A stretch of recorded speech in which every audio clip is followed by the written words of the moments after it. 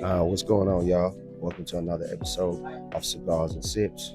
For those who appreciate the slow burn, I am at Burners out here in North Carolina, and I got my dude Kyle, and we're about to just talk about cigars, man. Hey, Hey, what's that's going what we're on, here man? for. Yeah, that's what we're here for, man. That's what we do here. That's what we do. So, how long have you been involved in cigar culture, man? Like actually involved since Yeah. I started working here. Yeah, So like a year and a half-ish, a little more than that. yeah, I had smoked before, but for most of my life, smoking meant my dad and I were drinking bourbon outside, and he had a bunch of cigars in a Ziploc bag in an unhumidified dresser drawer. And he said, "Hey, while we outside, you wanted to smoke a cigar?" I said, "Yeah, why not?" So when I got here, I knew nothing. If you ask some of the guys here, I still don't know nothing. But that's been, since I started working here, is really when I started to actually know that cigars are a really deep thing. yeah. Like there's a lot to it. Yeah, There's a there's lot of cigars. There's a lot to it. I would never guess that if I ain't working here. Yeah, I mean, when we had a conversation earlier, I was telling him, I was like, he says it's new to it. I've been doing it for like 10 years, but I asked him, what do you recommend? And what was that brand you were talking about? West Tampa. Yeah, West Tampa. And he was saying, that I recommend that's my favorite. And he went into a whole conversation about cigars I ain't never, I don't know nothing about. So I feel like that's one of the things that I like about the cigar culture. It's like, it don't matter how long you've been smoking, you can always learn something new. I mean, this is my first time coming here, and already it's different, just different bunch of guys from different backgrounds, everybody cool conversation, and that's what I like about it. You know Yeah. what I'm saying? Yeah, I love it. So I want to talk about that cigar that you were talking about, West Tampa. the West Ham, because I ain't never heard of it. I'm gonna look it up and I'm gonna put it in the episode. But yeah, who makes them and what do you like more about that? So West Tampa is the brand. It's the That brand. is them. They're the brand. They're the distribution. So they're not like, So they out of Florida? yeah, they're out of Tampa. Oh, okay. The guy who runs it, I can't. I don't want to be quoted on this because I'm not 100% sure. I'm pretty sure he used to be the master blender for CLE. He was a master blender somewhere. I forget exactly where. Most of West Tampa cigars are Dominican tobaccos. They just started, I think 2022 is when they opened up Right. as a company, and they've just since we brought them in, they've just exploded. They make such solid and consistent cigars. Right. They have their own little limited releases and stuff too that come out. My favorite cigar, the Devil Crab, was supposed to be a limited release, Right. but it was so popular that they're like, no, we're gonna make more of this. It used to come in a box of 50. They dropped it to a box of 20 so that they can release it more regularly without running through all the stock. But like the first time we got that in, nobody had heard of it. It was brand new, just released. It was a box of 50. We went through that box of 50 in a weekend. Right. And it was a brand new cigar. Since then, it's been one of the more popular cigars that we have. It's my personal favorite cigar in our whole humidor. So he swears by it. So whole conversation. I put a lot of people on that. I'm definitely gonna try it. I agree. I absolutely recommend it. And like I told you before, part of what I tell people is, in our humidor, I try not to re-smoke stuff. Right. It doesn't do me any good when I'm talking to new customers or talking to customers to keep smoking things that I already know I like. Right. Being able to talk about more of the cigars helps me to be more helpful for people who come in. But that cigar I've actively purchased 4 times for myself because I want to smoke this again. But everything from West Tampa has been really good. The most mild they go is medium plus. They got the West Tampa white, and I like to joke, they either really, really don't like mild or they don't know how to make a mild. And either way, they don't make one. At least not that I've seen, not that we've brought in. And that's still medium plus, but that's a fantastic stick too. everything they make from top to bottom has just been so good. So there you go. Y'all can go check that out right there from Tampa. And I was asking him off camera, and we're gonna have that conversation again. I said, "What is the most underrated cigar that You said you most heard? overrated. I said, You want I underrated? said, no. I want the overrated and the underrated. So for me personally, Yeah. and it's not that it's a bad stick, not that it's a bad cigar, but Right. I think the Judge is a little overrated. It's certainly not my favorite from my father's. It's not something I would say no to. I'd still smoke it again, but it's not something that I would be seeking out. Right. Like if I'm looking at my father's, I'm gonna go with the Fonseca, either the Mexico or the regular Fonseca, either of the Flor de las Antillas, the Maduro or the Natural, the Blue, the Lealtad, the Promesa, especially in the Lancero, or the Gran Oferta, especially in the Lancero. Those are my top from my father's. And that's a long list from one company, Right. especially with how many other ones they have. Yeah, they have a lot. My father's been so good.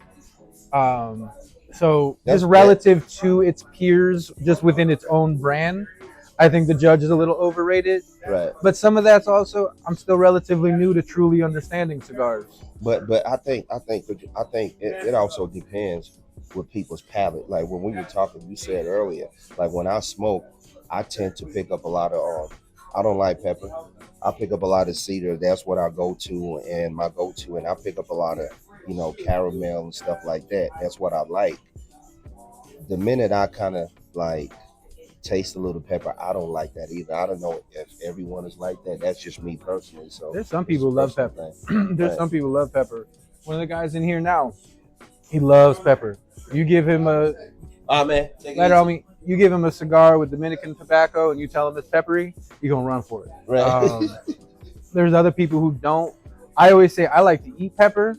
I don't like to smoke pepper. Smoke it. And I don't really pick up flavors like that. Like I know if a cigar tastes good, it's all tobacco. So as far as I'm concerned, the taste is relative anyways. Right. It's tobacco. It's not like tobacco tastes great. Right. But I know if a cigar tastes good, I know if it has a good flavor, but pick out specific flavors, I can't really do that. I can pick up pepper, and I almost immediately know I don't really like this because of the pepper. Right. But then there's some cigars, like one of my first favorites in our humidor was the Plasencia 151. And that's a peppery cigar. Yeah. But it's such a good cigar around the pepper that I don't even care that it's peppery because it's just so good otherwise. It's interesting because when I smoked that, I never tasted the pepper Really? off of that. So I got a lot of pepper from it personally. Right. Is it from the first third, or is it like on the second third? Or I haven't smoked in a while, so I couldn't speak to that as specifically. I just know when I was smoking it, I definitely tasted the pepper, but it was just such an enjoyable cigar that I wasn't as bothered by the pepper as I am in other cigars. As far as some underrated, I think Nica Rustica, just as an entire brand, is underrated. Right. In part because it's so inexpensive, right. and people tend to look at and expect an inexpensive cigar not to be great. Right. But I love Nica. The Connecticut broadleaf is super, super full, and at $8-9, there's really very few things that I could recommend more highly. It's constructed very well. Constructed well. Construction on it is very well. The binding on it is amazing for that price. Like I was telling you before, it's like one of my favorite. I think is cool. One of my favorite brands, which is underrated, I think is the Julieta version of cigars. Romeo y Julieta does work. Right. That's a popular one that we have. Very popular. I know that's one of the more well known for its Cuban cigars than for its non-Cubans, but it's one of those that has transitioned well into their non-Cubans. Yeah. Because I know some Cuban cigars didn't really transition well. Yeah. But they've definitely done a good job. They're a popular brand. And I was going to ask you, so what's your favorite pairing? What do you pair your cigars with? Do you like smoking them on their own? Are you a bourbon? Are you a rum? Do you do wine? Do you do beer or coffee? What is your pairing? What's your favorite pairing? So for me, that's kind of relative because I really only smoke at work. Right. I don't smoke at home. Right. So when I'm here, I would often probably prefer to do a cigar with bourbon. That's how I started with cigars, was with bourbon. Me too. So, but because I'm here and I'm at work, you I can't be drinking bourbon too. Yeah. So honestly, Dr. Pepper is literally the only. Dr. Pepper. Every cigar I spark here, I got a Dr. Pepper. You gotta have a Dr. Pepper. Yeah, I really, the sweetness of the Dr. Pepper, I think really helps, especially with some of the more bitter and more harsh cigars. It helps to kind of lessen that and relieve that a little bit. And I think it complements cigars pretty well. I had on the last episode, what did I have? I can't remember the cigar that I had. It might have been a V series. I can't remember what the bamboo rum. And I'm not a rum drinker because it's sweet. Mm-hmm. But I'm assuming maybe it's something different. But it was pretty good because I'm a bourbon. I like pairing it with bourbon. And that's most people in here. Mm-hmm. But honestly, we run the gamut in here too. There's people who they mostly just drink tequila with a cigar. Tequila? I can't do tequila straight, so I don't really do that. I ain't never tried that. But they bring in some good tequilas. Right. There's a couple guys who they'll do rum. A couple guys who do vodka and they'll put like seltzer water or something in it with it, and they'll smoke a cigar with a vodka seltzer. But yeah, there's definitely like I've had people come into the humidor and they say, I'm looking for a cigar that goes well with bourbon. What do you recommend? And I say, pick one. And I don't mean that disrespectfully. I mean that very literally. Like, pick a cigar. You're probably going to enjoy it with your glass of bourbon. I've never heard somebody say, this cigar didn't taste good with bourbon. Right. There's going to be preferences. Like, somebody's going to prefer, I love smoking this cigar with this bourbon, right? But generally speaking, cigars just go so well with bourbon that I think so. You can kind of just take one. I thought maybe that's my go-to, but I thought that's how I was introduced with bourbon. So I always think that maybe I'm biased because that's how it started, but I think it goes so well with bourbon. And honestly, some of it might be that, right? Because I think with a lot of people, that's their first cigar, or the way they get used to smoking cigars is with bourbon. Whether it's the first time they smoke or just that's what it is, because the bourbon and cigar cultures do overlap a lot. Right. Like there's a ton of overlap. On Tuesdays here we have, it's unofficial, but we have a bourbon night where a bunch of the guys, because we're BYOB, they just bring in a bunch of different bourbons. That whole table in the center just covered in bottles of bourbon. Right. Some really high-end bourbons, some regular bourbons, and you bring a sip, you get a sip. Oh, right. So on a Wednesday? Tuesday nights. Oh man, I ain't trying to get lit on so Tuesday. Like the overlap between bourbon and cigars is so heavy. Right. I imagine some of it's because of how well cigars go with bourbon. Right. But I'd also imagine some of it's just because that's how people got used to smoking cigars. Right. Was like with me and my dad.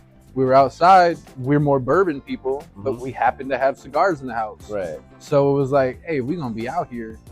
Why don't we just grab a couple of cigars too? Because we outside anyways.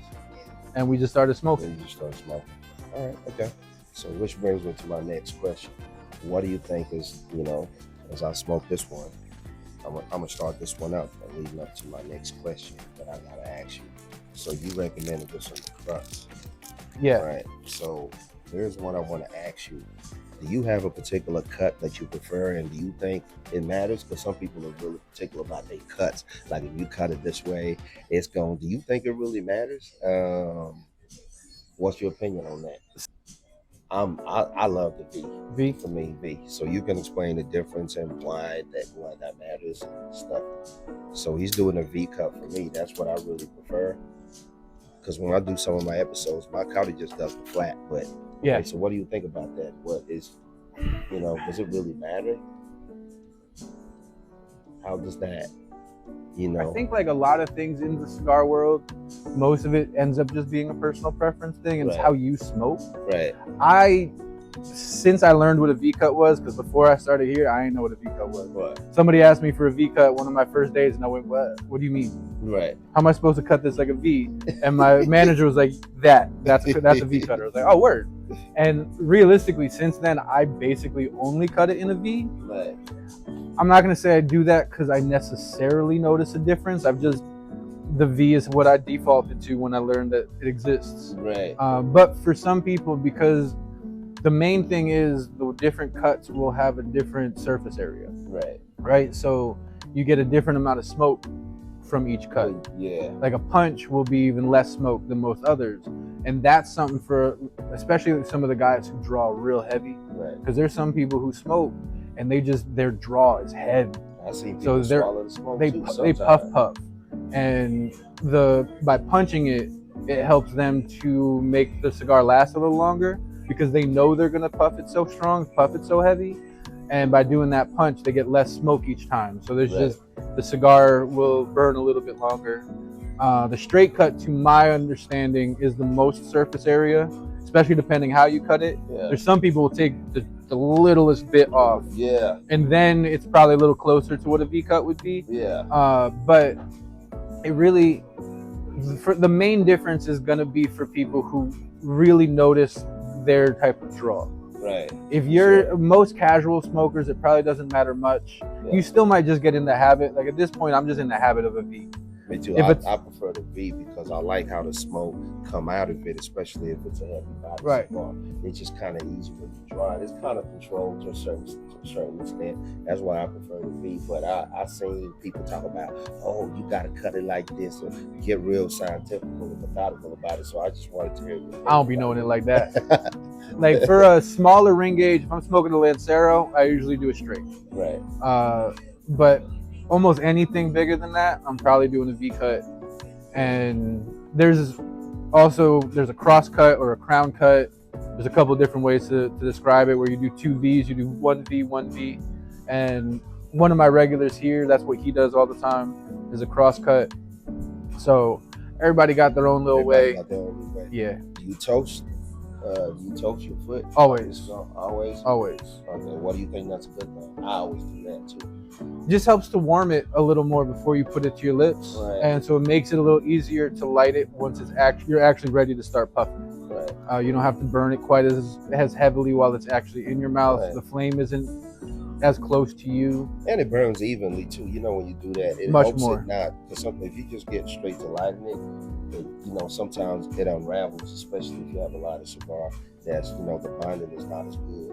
So I think that's a good thing. So another thing that I was going to ask is, it matches over a regular lighter, or is it a butane kind of lighter with the, So I can't light it with matches. So for me, it's always a torch. Some people prefer matches. But some people prefer matches. Right. And there's different matches too, right? There's the thicker, there's the bigger matches that tend to be a little bit easier to light with. Mm-hmm. There's the regular matches that you can just find at like a Walmart. Right.